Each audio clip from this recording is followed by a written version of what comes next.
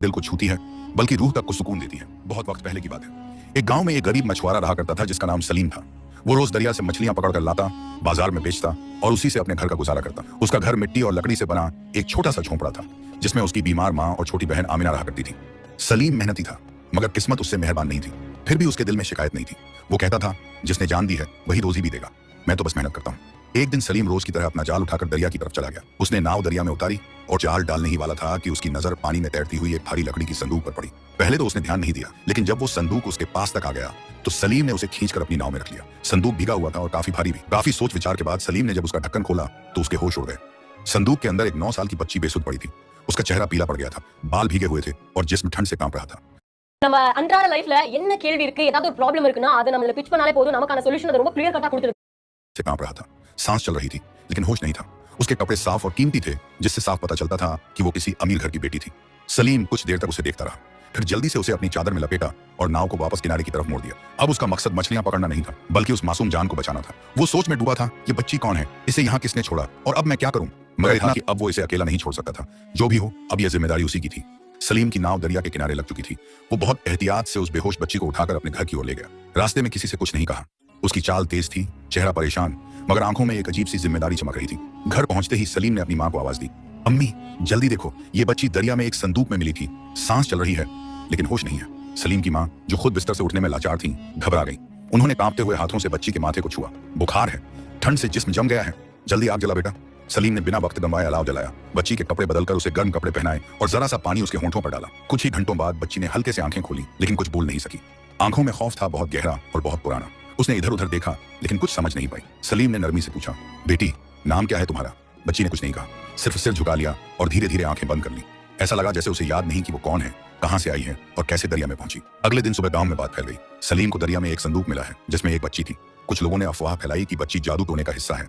किसी ने कहा कहीं से चुराई गई होगी और कुछ ने यहां तक कह दिया पुलिस को बता देना चाहिए। सलीम सबकी बातें चुपचाप सुनता रहा।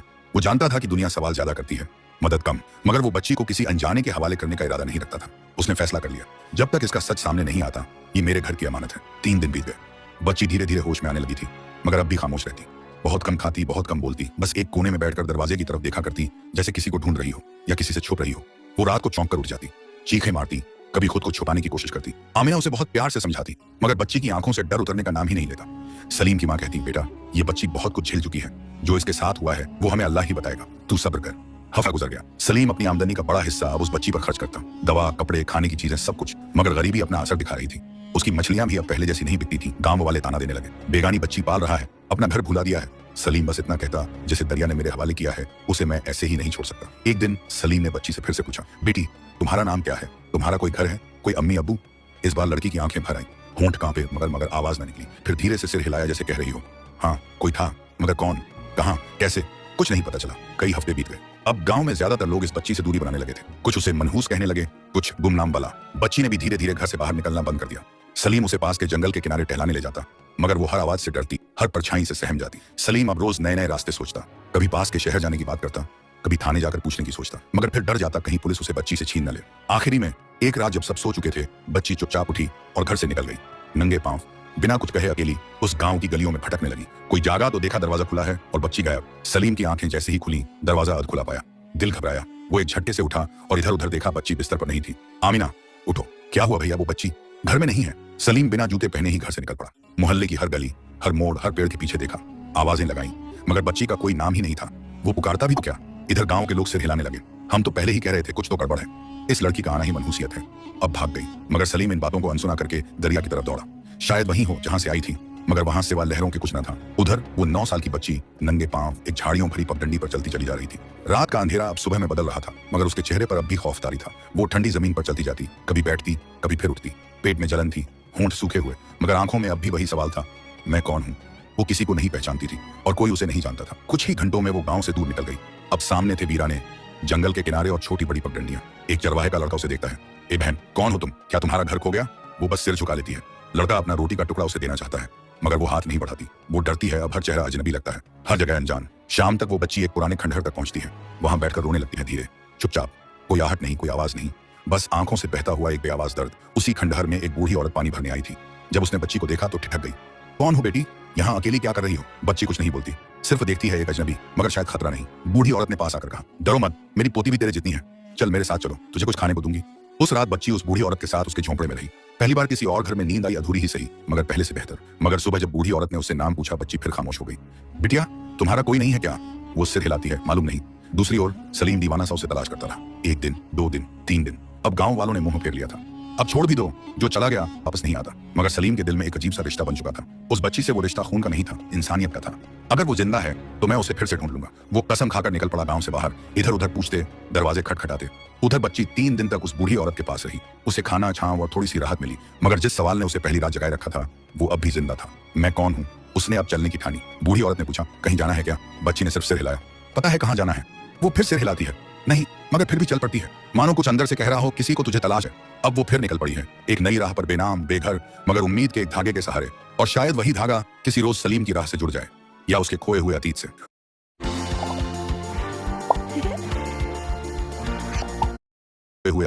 वो बच्ची अब एक गांव से दूसरे गांव की तरफ चलती रही। जिस्म कमजोर होता जा रहा था, पांवों में छाले पड़ चुके थे, मगर रुकने का नाम नहीं था। उसे कुछ याद नहीं था, मगर दिल के किसी कोने में एक हल्का सा एहसास था, जैसे कोई उसे ढूंढ रहा हो, कोई जो अपना हो। वो कभी किसी पेड़ के नीचे बैठती, कभी किसी चबूतरे पर। कई बार लोगों ने देखा, मगर ज्यादातर नजरअंदाज किया। उसे खाना बहुत कम मिलता। कभी किसी रहमदिल ने एक रोटी दे दी, तो कभी किसी ने झड़क कर भगा दिया। एक दिन वो एक छोटे से बाजार के बाहर बैठी थी। उसके बाल बिखरे हुए, कपड़े मैले और चेहरा थका हुआ था। वहां कुछ लड़के उसके आसपास जमा हो गए, मजाक उड़ाने लगे। कोई कहता, ए पागल है क्या? सबसे पहले कोई कहता, कहीं की भागी हुई लगती है। वो घबरा कर उठी और भाग गई। बाजार से दूर एक मस्जिद के पीछे जाकर बैठ गई। वहीं एक अधेड़ उम्र का आदमी नमाज पढ़ने आया। उसने बच्ची को देखा, कुछ देर देखा करता रहा, फिर धीरे से पास आया। बेटी, भूख लगी है? बच्ची ने सिर हिलाया। हाँ। उसने जेब से कुछ खजूरें निकाल कर दी। बच्ची ने बिना सवाल के खा ली। फिर वो आदमी बोला, मेरी बीवी बहुत बीमार है। बच्चा, कोई नहीं, अगर तू मेरे साथ चले तो छत मिल जाएगी। बच्ची चुप रही, एक पल को सोचा, फिर चल दी। उसके पास खोने को अब बचा ही क्या था। उस आदमी ने उसे अपने घर ले जाकर खाना दिया, कपड़े दिए। औरत ने पूछा, कौन है ये बच्ची? वो बोला, दरिया की लहरों की कोई सौगात है शायद। मगर जैसे जैसे दिन गुजरे, उस घर का माहौल अजीब होता चला गया। औरत सख्त मिजाज थी, छोटी छोटी बातों पर चिल्लाती, काम कराती और कभी कभी मार भी देती। बच्ची कुछ न कहती, बस सहती। एक दिन तो हद ही हो गई, झूठे इल्जाम में उसे रात भर बाहर बिठा दिया गया। वो ठंड में कांपती रही, मगर फिर भी सुबह होते ही उसी घर के कामों में लग गई। अब उसे वक्त के साथ 2 चीजें समझ आने लगी थी। पहली, इस दुनिया में हर मुस्कुराता चेहरा अपना नहीं होता। दूसरी, सब्र करने वालों के लिए कहीं ना कहीं राहत जरूर होती है, और शायद वही राहत उसका इंतजार कर रही थी, कहीं सलीम की तलाश में, या कहीं उस हकीकत में जो अब तक छुपी हुई थी। उस घर में आया बच्ची को तकरीबन 2 हफ्ते हो चुके थे। जिस शख्स ने उसे मस्जिद के पीछे से उठाया था, उसका नाम था रईसुद्दीन और बीवी का नाम शमीम भी। बाहर से यह जोड़ा नेक और खैरख्वाह नजर आता था, मगर अंदर से मामला कुछ और था। शुरुआत में बच्ची को सिर छुपाने की जगह गर्म खाना और नए कपड़े मिले। उसने सब्र करके सब स्वीकार कर लिया। उसे अब भी अपना नाम याद नहीं था, अपने घर का कोई निशान याद नहीं था। सलीम का चेहरा भी अब धुंधला सा हो चला था, मगर उसके अंदर एक एहसास हर पल जिंदा था, मुझे कहीं और होना चाहिए, ये मेरा ठिकाना नहीं है। रईसुद्दीन जब बाहर होता तो शमीम भी उसे जरूरत से ज्यादा काम में झोंकती थी। कभी झाड़ू, कभी बर्तन, कभी कोई टुच्ची, जो अभी 9 साल की थी, अब घर की नौकरानी बन चुकी थी। शमीम भी उसकी कोई बात नहीं समझती थी। जब बच्ची से कोई गलती होती तो थप्पड़ जड़ देती, बेशरम, तुझे उठाया था ताकि तेरा भला हो, और तू काम भी ठीक से नहीं करती। वो चुपचाप सहती। रात को थकी हुई सी अपने छोटे से कोने में लेट जाती, दीवार की तरफ मुंह कर लेती और आंखों से आंसू बहते रहते। एक दिन ऐसा भी आया जब शमीम बी ने उसकी पढ़ाई की किताबें फाड़ दी। तेरे जैसे लोग पढ़ने के लिए नहीं होते, काम करने के लिए होते हैं। बच्ची ने ज्यादा कुछ नहीं कहा, लेकिन उस रात सोई नहीं। दिमाग में बार बार कुछ पुराने साए उभरते, एक उजला कमरा, किसी की गोद, एक नाम जिसे कोई पुकारता था, मगर अब सिर्फ सन्नाटा। उधर सलीम अब भी उस बच्ची की तलाश में था। उसने पास के कस्बों में, बाजारों में, यहाँ तक कि शहर के थाने में भी पता किया, क्या किसी ने एक 9 साल की बच्ची देखी है जो बेहोश हालत में दरिया में मिली थी।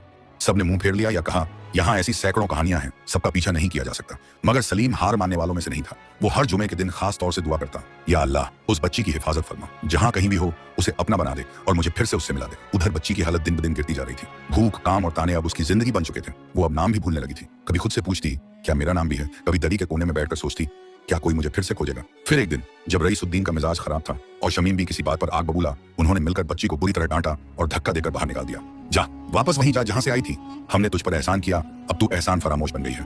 बच्ची बिना कुछ बोले एक बार फिर उसी पगडंडी पर चल पड़ी। इस बार उसे पता नहीं था कि किस दिशा में जाना है, मगर एक बात अब उसके दिल में तय थी, मैं अब किसी के रहम पर नहीं जीऊंगी। रात के वक्त वो एक मस्जिद की सीढ़ियों पर बैठी थी। एक अजनबी ने पूछा, तुम्हारा नाम क्या है? उसने बहुत सोचकर कहा, मुझे नहीं पता। फिर कुछ देर बाद धीरे से बोली, शायद मेरा नाम मरियम था। उसकी आंखें भर आईं और पास रखी ईंट पर सिर टिकाकर वो सो गई। उसी रात उसने सपना देखा। सपने में एक बड़ी हवेली थी, उसमें एक औरत उसे गोद में लिए पुकार रही थी, मरियम, मेरी बच्ची, कहाँ चली गई थी तू? बच्ची जागी, उसका दिल तेज तेज धड़क रहा था। एक नई बात, एक नया नाम, एक नया सुराग। शायद उसका नाम वाकई मरियम था, किसी अमीर घर से थी। शायद कुछ बड़ा सच अब सामने आने वाला था। सुबह की हल्की धूप मस्जिद की सीढ़ियों पर आ पड़ी थी। मरियम अब जो खुद को इसी नाम से पुकार रही थी, अल्लाह के घर के दरवाजे पर बैठी थी। आंखों में नींद का असर तो था, मगर दिल में एक अनजानी सी बेचैनी भी। कल रात का सपना अब भी उसकी आंखों में ताजा था। एक हवेली, एक औरत की पुकार, और वो नाम मरियम। वो अब छोटी बच्ची नहीं रही थी। हालात ने उसे वक्त से पहले बड़ा बना दिया था। उसके कपड़े मैले थे, बाल उलझे हुए थे और जिस्म पर काम की थकान के निशान थे, लेकिन आंखें अब भी किसी सच बुझा दिया। अखबारों में इश्तेहार छपवाए, लेकिन तेरा कोई सुराग नहीं मिला।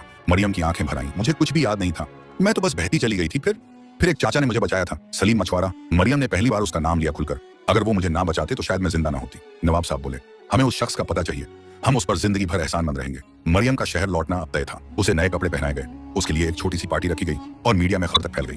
नवाब की खोई हुई बेटी 2 साल बाद वापस मिली, लेकिन मरियम के दिल में एक और दर्द बाकी था। क्या सलीम चाचा को मेरी खबर मिली होगी? उधर सलीम अब भी उसी गांव में था। वो अब बूढ़ा लगने लगा था।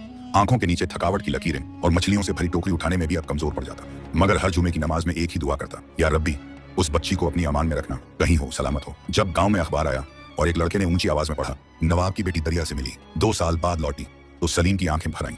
उसने अखबार छीना और तस्वीर देखी। अल्लाहू अकबर, मरियम, मेरी बच्ची सलामत है। नवाब अजीमुद्दीन खुद सलीम के गांव आए। हवेली से गाड़ी निकली, 4-5 लोग साथ थे। सलीम किनारे बैठा था, हाथ में मछली की जाली। जब एक सलीम कहकर पुकारा गया तो उसने सिर उठाया। आप सलीम हैं? जी हजूर, हम नवाब अजीमुद्दीन हैं, मरियम के वालिद। आप वो शख्स हैं जिसने हमारी बच्ची को बचाया, पाला और उसे जिंदा रखा। सलीम घबराकर खड़ा हो गया। मैंने तो बस इंसानियत का फर्ज निभाया था मालिक। नवाब ने उसका हाथ थाम लिया। आपने हमारे घर की चिरागों को रोशन रखा, अब ये एहसान कभी नहीं भूला जाएगा। सलीम को शहर बुलाया गया, उसे एक नया घर दिया गया, हर महीने का खर्चा तय हुआ और साथ ही एक बड़ी मछली कंपनी में हिस्सेदारी दी गई। अब आप सलीम नहीं, सलीम उर रहमान हमारी फैमिली के करीबी हैं। मरियम ने दौड़कर उसे गले लगाया। आप मेरे चाचा ही नहीं, अगर आप ना होते तो मेरी कहानी कब की खत्म हो चुकी होती। मरियम अब हवेली लौट चुकी थी। चारों तरफ रोशनी थी, स्वागत था, गुलाब के फूलों की बारिश थी, लेकिन उसके दिल में एक अजीब सी खामोशी तारी थी। कभी कभी अपने ही घर में अजनबी महसूस होना एक अलग किस्म का गम होता है। वो कमरे तो वही थे जिनकी तस्वीरें उसकी यादों के कोनों में थीं, लेकिन अब सब कुछ अजनबी लगता था। कभी कभी दीवारों को देखती तो सोचा करती, क्या ये वाकई मेरा घर है? इधर सलीम भी नवाब साहब के दस्ते क्रम से अब शहर में एक अच्छे मकान में आ चुका था। कंपनी के कारोबार में उसे एक मछली फार्म की देखरेख दी गई थी। हर दिन वो कुशलता से काम करता, लोगों के साथ सलीके से पेश आता, लेकिन अभी भी सादा ही रहा वही मछुआरे वाला दिल। Here's a look at my week on Facebook gaming. Monday morning, I play